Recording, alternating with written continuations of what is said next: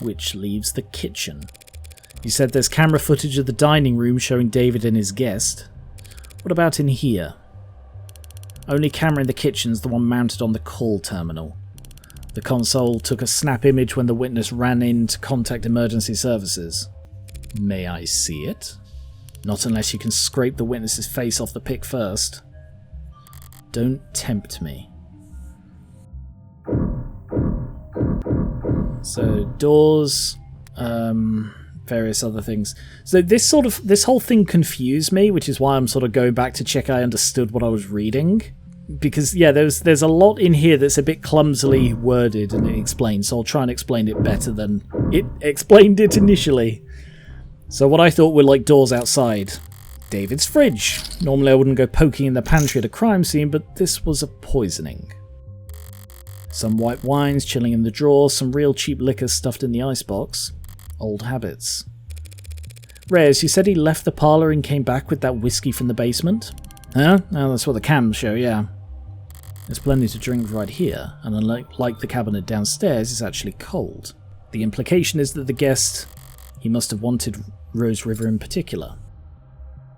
The implication is that the guest requested it, maybe, as a way to get him out of the room, a way to either surreptitiously poison something in a way that the cameras wouldn't pick up but he might, or, again, create that plausible uncertainty of him being off camera and thus poisoning himself.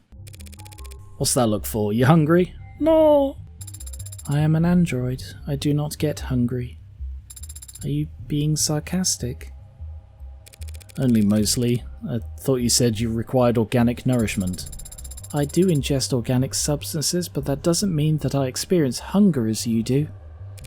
So when you don't ingest organic substances for a long time, you... I become tired. That's adorable. What a great feature. And when I'm done digesting, I don't need to know. Oh. Counter. Messy workspaces, but a pristine kitchen. David was a good cook, but only for others. Unless he had guests, he'd happily eat instant ramen and protein bars for all 3 meals, or 2, or 1. No signs of food prep to be found, not so much as a cheese board. So whoever this guest was, they must have shown up unannounced, further reinforcing that he didn't kill himself in front of them. 3 unwashed dishes and a single glass. Reyes, these dishes haven't been scanned for prints yet. And I just assumed you might want to do your job. Oh, look at her eye. Yeah, there are prints. Most match the victim. But there's also, Hey! Don't sneak up on me like that. All I did was walk over to you.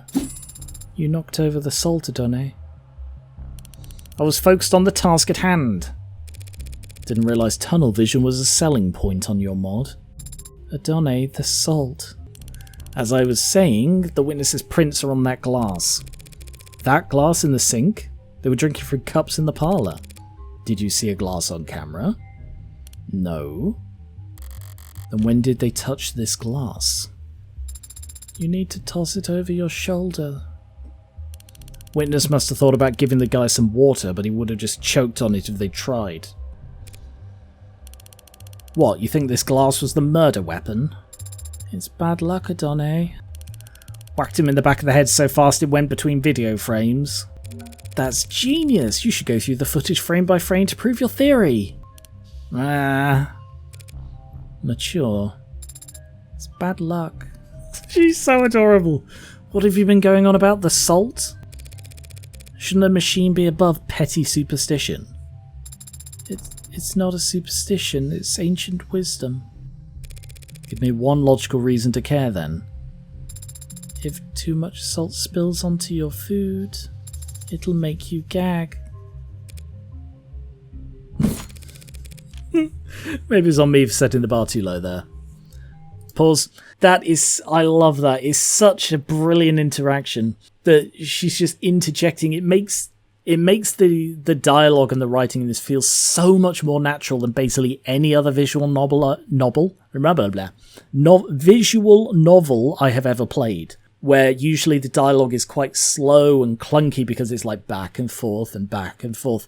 But because of the dynamic of this, like the characters like appearing and disappearing in frames, it's so wonderfully directed that it feels like a natural flow of a conversation more than basically almost any game dialogue I've ever played. I feel like I'm really bigging this up, but I am so impressed by this. Unpause. Pause. But the thing about the glass, it went over my head. I didn't understand it the first time I saw it. So the thing, also you're distracted by Sarah talking about the salt, and maybe that's on purpose, because like clearly Morgan isn't really paying attention. But, oh no, that was the other thing. Sorry, there are two things there to note. First of all, the glass in the thing is, yes, no. Oh, I've just clicked. Sorry, literally, I don't think I had this realization before. I had the second part, but I didn't have the first part. So the glass in the sink wasn't used during this visit, but it had the witness's prints on it. So the witness has previously been here and used the glass. And the thing about the salt, and again, it goes over your head, but it went over my head. I don't know about other people. Went over my head the first time, and it did eventually click, because I think they refer to it again. We'll find out together. But you see there, the salt is open, and the salt is open because Reyes was looking at the sink, and Morgan moved up to look as well. Reyes freaked out and knocked it, and the top came off. And it's like, oh, what a mess. But it means the top was loose, and that doesn't in itself seem suspect, but there's a poisoning. So what if the person, the witness, was here previously, and this is the bit I didn't clock last time. They were here on their previous visit, poisoned the salt, and then during this visit... What if they poison the salt, and it's a designer drug that is activated with a certain additional thing that's in this particular kind of whiskey, or something like that. You know, like if it is a carefully designed designer drug, it could potentially be specifically triggered by the whiskey, and that's why. No. Okay, all right. Two theories. Sorry, I'm completely spinning free here. So yes, it could be that they previously poisoned the salt on their previous visit. That's why the glass is there. However, the issue with that is, why is it unwashed? Yeah, it seems weird that they would visit twice in one day, and there aren't that many unwashed things here. 3 dishes could mean 3 meals. It could mean like 1 meal. It could mean 3 days, because they said David doesn't eat often. So it could be that that's been there a little while. The alternative is that while David was out of the room, that is when... Yeah, it could be that when David was out of the room getting the whiskey, that was when the person came in here and changed the salt back, like removed the salt, poured in new salt, and then maybe used the glass to clean up. I don't know. I think there is something there. I'm all but certain that the salt is related to the poisoning. It would mention if they randomly went and got salt and they didn't eat anything. So I reckon the poison was put in the salt ahead of time. And the reason... Yeah, because it must have been a removal thing. It must have been that the person came into the kitchen to change the salt back, or to tip out the salt or whatever.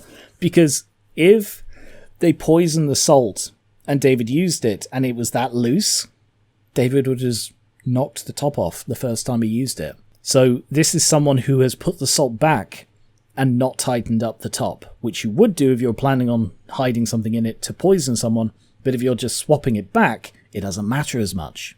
Maybe David came back quicker than expected. That's my theory. Unpause. This is where the emergency call was made. What time did the call go out? 8:04 p.m. Before you ask, the witness left the parlour at 8:03. Not enough time for them to alter the scene. I wasn't going to ask that. When did the medics arrive? 8:08, remember? Hell of a response time for a penthouse. Private EMS came by air? Yeah, they landed on the VTOL pad you saw outside, took him to Gatesfield. The very best if you can afford it. Looking around here, seems like he could afford a lot. He got his insurance through his employer, just like most people. Caduceus Executive Plan 4 isn't like most people, counsellor. He had executive level? Not like most people at all. Interesting that she didn't... I suppose it's not something you talk about with your friends, is it? Subpoena... I've gone to the habit of regularly checking this now so I don't miss anything. The DNA and fingerprints. Okay, I didn't realise... I forgot that they had the DNA on the glass of water. So that implies it was someone who was just... I think that's saying that they were here before, they poisoned the salt on their previous visit, and then they returned to the kitchen while he was out of the room to swap the salt back. And here is where, yeah, knocked over, the cap was loose, and then it's like an omen of bad luck. I think that's to bury the lead. The salt spilled on the countertop next to the sink, the cap was loose. Executive 4, 3 levels of employer-provided plans that outrank it. That is important. A Penumbra security console located inside... contacted 804. They arrived at 808. You've now had the chance to survey the crime scene. Yeah. So do you think you know what happened? Detective, is his body still at the hospital morgue? Yeah, he's at Gatesfield, along with 100 noble Megs who've all called dibs. Then I'll just have to cut in line. Sarah, get me a ride to Gatesfield Memorial. No. Well, you can do that, can't you? I can. But I need your payment information to get started. Oh. Yeah, okay. Understood. On my way down. Got it? Sync complete. Set pickup for 10 minutes should be plenty. The crowd down there seems to have gotten quite large. 10 minutes to reach the pickup spot might be an ambitious target to Donne. How bad can it be? Pause. That was an interesting little exchange, and again, it goes to make it feel so much more realistic. Reyes having a complete side thing where she basically just gets a phone call and leaves without interrupting the scene. It's so well done. I love it. Sorry. But also the stuff about the payment information is just, I don't know, it's a little detail. It feels relevant because that seems like quite a thing to just, mention. As I approach the lobby's exit, the building's soundproofing begins to fail. The crowd has gotten bigger, but there's something else happening out there. The energy is not panicked yet, but is creeping up on the tipping point. Are this many people pissed at Noble for selling androids? The hell's got them so excited? Adone, what does that symbol mean? In this rabble? Probably something vulgar. Which one? That heart with a bullet hole. I don't know. It's probably nothing. Very interesting that they've tied the heartbreak into this. Based on net associations, it appears to be a symbol for the heartbreak killer. That doesn't make any goddamn sense. Why would that freak have a symbol, or a following, or these... whatever these people are? And why the hell would they be outside David Ash's apartment? 'Cause Noble's trying to cover up the truth. They are? Those Megs in there are scrambling to shred every document they can. We need to stick together, form a perimeter, and try and catch them when they try and dump the scraps. Sarah? What are you hoping to find? Proof that Asher was killed for trying to blow the whistle. Blow the whistle on heartbreak? Noble doesn't want the world to know that the A-16 is sentient and homicidal. You think that the heartbreak is an android? You think whoever did that was human? Noble's advanced prototype went amok and started killing. Started killing random people? Don't be a lamb, it only looks random. There's a clear pattern as long as you're smart enough to see past the bullshit. Oh, okay. And how does one see past the bullshit? Seems weird to hear her swear. Stop engaging. Smart kid, she gets it. She's asking the right questions. That's gotta be a direct iRobot reference. Has to be. What the hell are you talking about? No way those victims weren't related. It's gotta be deniable ops. And I quickly go and check what deniable ops is, and it's like an online conspiracy theorist. And this is where like the dystopia comes in. They're denying that deniable ops are a thing, which is like black ops, but they're not even accepting that it exists as a term, which is just getting several layers deep in this. They must all have been in DO together before getting their records bleached. Then as soon as they've outlived their usefulness... What are you, nuts? Everyone knows the first 6 HK got to were the 6 prototypes that came before him. Warm androids are perfect, no one could tell the diff. A bullet to the heart's the only way he could kill those over-engineered freaks. Everyone's got a goddamn opinion. I see.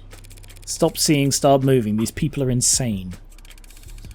Why don't you eat some more corn slop, asshole? You think you could be the cyberpunk without ever thinking for yourself? You think it's a coincidence victim number 6 was working on Harco crops?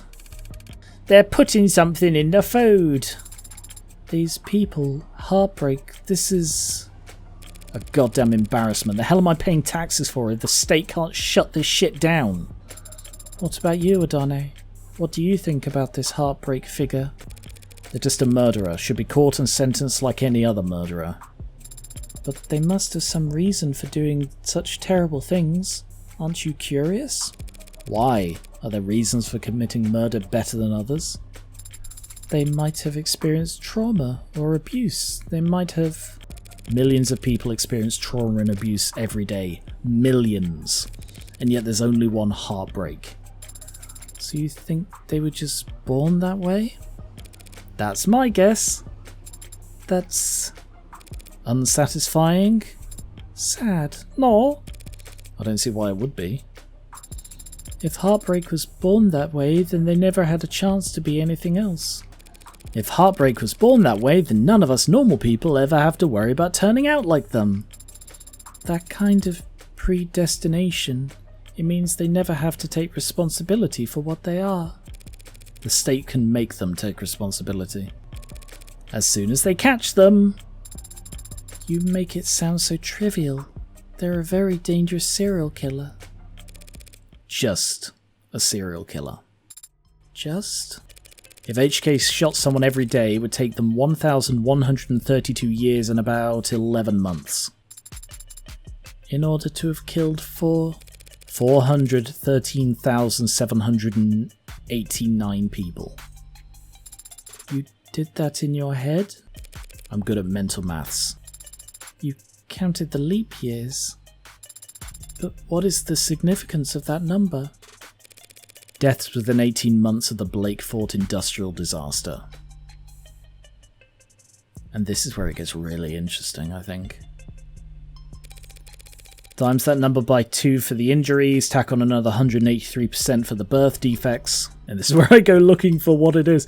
Be the cyberpunk, like cyberpunk, I find it hilarious that cyberpunk has become a term they don't like because it represents fighting against. That's what like the punk in cyberpunk is, it's fighting the man. So, like cyberpunk as a concept in a cyber world is like a bad thing, which is hilarious to me. But Blake Fort, there is nothing. There's just no information about it. So it's this mystery we're left with. And that's really fascinating. 413,000 dead, and there wasn't anything evil about it. Just human error, some shoddy welding, and time. So you think that heartbreak is nothing by comparison? Perhaps that is the problem then. If they're nothing, and they represent nothing, then they can stand for whatever the crowd wants them to. Please make way. Officials are coming through, please disperse. Keep walking, pigs. Fascists? Noble owns the cops. Only the cops they build in their factories. That's a weird angle on London. Very funny. Why are we tolerating this shit? You want me to wade into the crowd with a nightstick, prove I'm wrong? You know what I mean. We're the only people in this city trying to do some goddamn good, and they're all just... Oh, that's part of our job, detective. No offence, Mom, but wearing a police badge earns you a little more hate than... Do they give prosecutors badges? I have an ID for the parking garage. Does that count? Depends. You ever hesitate to wear it in the open? This moral relativism of yours seems like a strange philosophy for someone in your profession, Adone. That's a really awful picture of Morgan, I'm sorry, but that's a terrible angle of her. Sarah looks cute, though. Breaking out the thesaurus on me? I'm only being realistic and humble. I'm only one woman, Sarah. Whatever I do, right or wrong, it's less than a % rounding error in the grand scheme of things. Pause. That right there, and I think I'll talk about this a bit more after this whole conversation. I don't want to interrupt you too much. But that is an important moment. Unpause. Do you tell that to your clients? No, but they come to appreciate it when I win. I don't mean cops in particular. The same deal applies to anyone who works for the state. The terms are stark, but the ink dried a long time ago, and we all agreed to them. I don't recall voting for that. Well, not voting is how these things come to pass, so... We traded freedom for safety, individual rights for collective power. The state won, the citizens lost. The least we can do is take their criticisms head on. Look, I don't have a problem with the responsibilities of authority. Only with authority being challenged. But they treat us like we're the bad guys. Well, sometimes we are. Sometimes the law is wrong. So if any given individual is too small to ever affect change... So if the public's going to hate us no matter what we do... And if corporations and governments will trample over people the same regardless of their character... And if we can't even be sure we're doing the right thing... What do you do, Adone? What the hell do we do? I think it's pretty simple. It's not as complicated as you'd think. In times like these, in a world like this, the only logical way to live is... The only moral way to act is... Do whatever it takes to win. Such a cool parallel. So well set up. Also really reinforces the whole light L thing. If I'm insignificant in the grand scheme of things, I can do my worst and no one will notice. If power is inherently evil, holding back won't save your soul. Just fight with both barrels. And trust the opposition to do the same. Winner takes all. Incredible. Like, that was so beautifully set up. You just don't know why all of these characters are talking over each other. Right, pause. A thing there that I think is really, really, really telling is Morgan subtly admitted to being heartbreak. You know, like they're talking about, oh yeah, there was this massive industrial disaster. All of these hundreds of thousands of people died. Heartbreak is insignificant by comparison. And then Sarah like questions this and she goes, well, I'm just one woman. What can I do? You know, it doesn't matter what I do, right or wrong. And that's her saying it really doesn't matter how many people I kill. The state or this just random chance has killed so many others. She basically admitted it, that she was heartbreak. And Sarah, it went over Sarah's head. She didn't pick up on it. She might have logged it or whatever. She might remember it, but hasn't put that together. I think there'll be a moment later on in the series where Sarah finds out. But the thing that I think is really telling, and I may have talked about this in one of the previous ones, I don't remember. Apologies if I've already said this. I don't remember it was in this recording of the previous one. She doesn't treat Sarah like a person. She very much treats Sarah like, I mean, the best comparison I have is like a cat. You know, it's like people talk to their cat. People will have conversations in inverted commas with their cat, but their cat doesn't understand. And their cat won't tell anyone. You know, and I think Morgan still sees, at this point at least, she sees Sarah as a thing, not a person. And I'm certain that will change. She will start picking up. She's distracted. She's distracted with David's death. She's on the job, which always, like, tunnel visions her a bit. Like, that's why, she was barely paying attention to what Sarah was saying. She doesn't really care about anything Sarah does or says, except in a way that it helps her. That will change, but for now, she's being incredibly candid around Sarah because, in the same way, you're candid around a cat. Sarah is currently Morgan's cat. And I think there will be a point, assuming, and I really, really, really, really hope this is, my theory is correct, that she isn't like a psychopath. And the fact that she was I talked about this before, the fact that she was friends with David and such really implies she isn't an actual psychopath. But I hope beyond anything that there is a moment where she begins to see Sarah as a person and then as a daughter, like a surrogate daughter. I really, really hope that's the direction it goes, but I don't know. So we will find out. Anyway, unpause. Gatesfield Memorial Hospital.